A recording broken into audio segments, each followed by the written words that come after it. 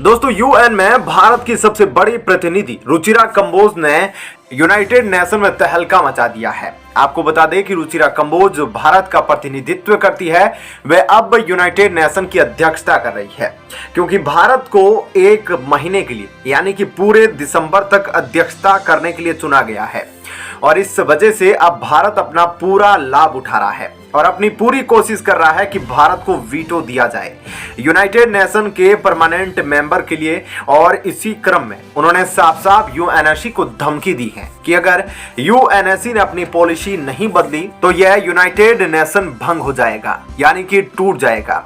और G20 जिसमें maximum number of देश के पास इक्वल राइट्स है, उन सभी देशों को तो भी लाभ मिलेगा और G20 ही पूरे वर्ल्ड को चलाएगा। यह पॉइंट रुचिरा कंबोज ने इसलिए रखा क्योंकि यूनाइटेड नेशन में जो 5 देश है वह सिर्फ अपने फायदे के लिए काम करते हैं। अब दोस्तों पूरा वर्ल्ड जान गया है कि यूनाइटेड नेशन में बस जो 5 देश हैं, ब्रिटेन, फ्रांस, अमेरिका, रूस और जो नालायक ड्रैगन भारत का हमेशा ऑपोजिट रहा है, उसे वीटो दिलाने में ये पांचों बस अपने फायदे का इस्तेमाल करते हैं। और अब पूरा यूनाइटेड नेशन समझ गया है, पूरा विश्व समझ गया है कि यह एक स्वार्थी ऑर्गेनाइजेशन है। और सबसे दिलचस्प बात आपको बता दें कि यूनाइटेड नेशन का मेंबर बहुत ही बड़े बड़े देश नहीं हैं, जिसमें ऑस्ट्रेलिया नहीं है, अफ्रीका नहीं है। तो आप समझ सकते हैं कि इसमें कुछ ऐसे डेवलप्ड देश भी है जो अभी तक इसके मेंबर नहीं हैं। ऐसे में ये सभी डेवलप्ड नेशन और इंडिया चाहते हैं कि अब G20 की प्राथमिकता पूरे वर्ल्ड स्तर पर और यूनाइटेड नेशन भंग हो। तो आपको बता दें कि रुचिरा कंबोज के भाषण के बाद चाइना बौखला गया, क्योंकि चाइना की नियत पूरा भारत समझता है कि यूनाइटेड नेशन बना रहे हैं और भारत को वीटो ना मिले। लेकिन चाइना की इस नियत पर भारत हावी हो जाएगा, क्योंकि भारत को सभी देशों का सपोर्ट मिलता है और भारत एक ऐसा देश है जो हर बड़े देश का बिजनेस हब बना है। और अगर भारत चाहे तो अपनी कूटनीतिक ताकत और पॉपुलेशन पावर से किसी भी देश को नतमस्तक कर सकता है। दोस्तों अभी आपने देखा कि चाइना के जब बहुत सारे ऐप्स को बैन किया इंडिया ने, तब चाइना की आर्थिक स्थिति इतनी ज्यादा गिर गई कि वह अब भारत से पंगा लेने का सोचता भी नहीं। अभी हाल ही में वो त्वांग कांड हुआ, उसमें भी आपने देखा कि उसके सैनिकों का कॉन्फिडेंस लेवल कितना डाउन था और भारत ने उसे खदेड़कर मारकर इस देश से भगाया। तो आप कमेंट करके बताइएगा कि क्या केवल G20 को पूरा पावर मिलनी चाहिए या फिर यूनाइटेड नेशन चल रहा है, उन्हीं 5 देशों को वीटो होनी चाहिए। इन दोनों में से किस ऑर्गेनाइजेशन को महत्व दिया जाना चाहिए पूरे वर्ल्ड में लीडर्स को आप कमेंट करके बताइएगा। और आपको जानकारी देते हैं कि रुचिरा कंबोज ने और क्या कुछ बोला था।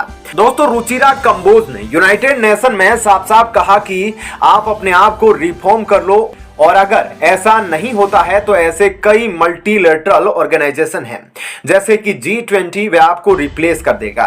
दोस्तों ऐसे में उन्होंने ये साफ साफ कहा कि अगर यूएनएससी 5 देशों के अलावा और दूसरे देशों को परमानेंट मेंबर बनाने का मौका नहीं देगा या अपने आप को रिफॉर्म नहीं करेगा तो ऐसे में दूसरी बड़ी ऑर्गेनाइजेशन जैसे कि G20 को ताकत दे दी जाएगी।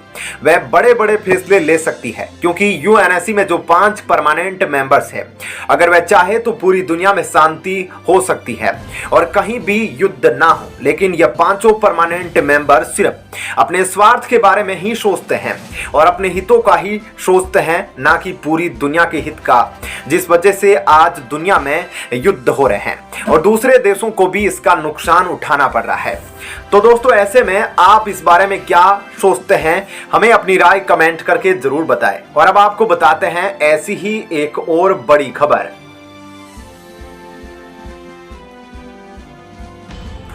दोस्तों आखिर ऐसी चीन पर क्या नौबत आ गई कि चीन यूनाइटेड नेशन की भरी सभा में ही रोने लगा। आपको बता दें कि जिनपिंग ने भारत, अमेरिका जैसे देशों से भी गुहार लगाना शुरू कर दी है। बता दें कि भारत ने जिस तरह से पहले तो टिकटॉक जैसी बड़ी कंपनियों को भारत में बैन किया था, अब सैनिकों को धूल चटाना शुरू कर दिया है। उसके बाद अब चीन सीधा चटाई पर आ गिरा है। दोस्तों अब MTCR के लिए भी उसने इनडायरेक्टली यूनाइटेड नेशन में गुहार लगाई है।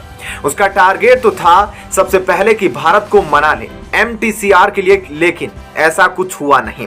भारत जिससे चीन के सैनिकों को फायदा मिले, क्योंकि भारत के पास MTCR में वीटो है।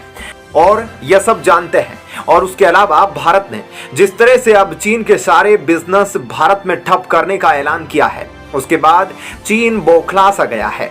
और यूनाइटेड नेशन में क्या कुछ हुआ, अब आपको थोड़ा सा डिटेल में बताते हैं। दोस्तों, भारत की विकास बटालियन ने बड़ी और ऊंची चोटियों पर कब्जा करके चीन को यह दिखा दिया कि अब हम इंतजार नहीं करेंगे, तुम हमला करो और हम बचाव करेंगे। बाकी जिस डर में तुम दुनिया के बाकी देशों को डालते हो, उसी डर का एहसास अब तुम खुद के लिए भी करो।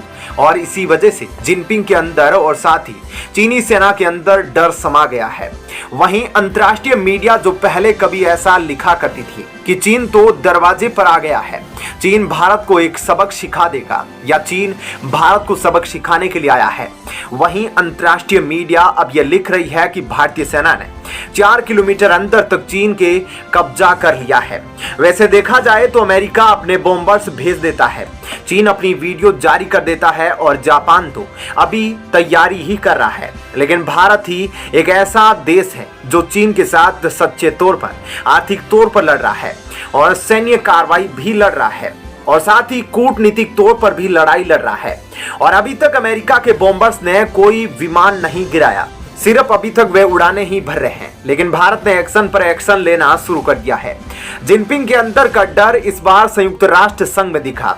बात दरअसल यह है कि हाल ही में संयुक्त राष्ट्र संघ की सभा को संबोधित किया गया। प्रधानमंत्री मोदी और शी जिनपिंग ने भी, प्रधानमंत्री मोदी ने जहां एक तरफ संयुक्त राष्ट्र की सभा में संदेश दिया कि पूरी दुनिया हमारा परिवार है और साथ ही साथ अच्छी अच्छी बातें कही, दुनिया को एक संदेश दिया और एक दिशा निर्देश दिया, तो वहीं शी जिनपिंग की अब बारी आई तो वे रो रहे थे, क्योंकि उनकी जो बातें थी वे रोने वाली थी। ऐसे में उनके भाषण से वे बिल्कुल भी एक ताकतवर नेता नजर नहीं आए।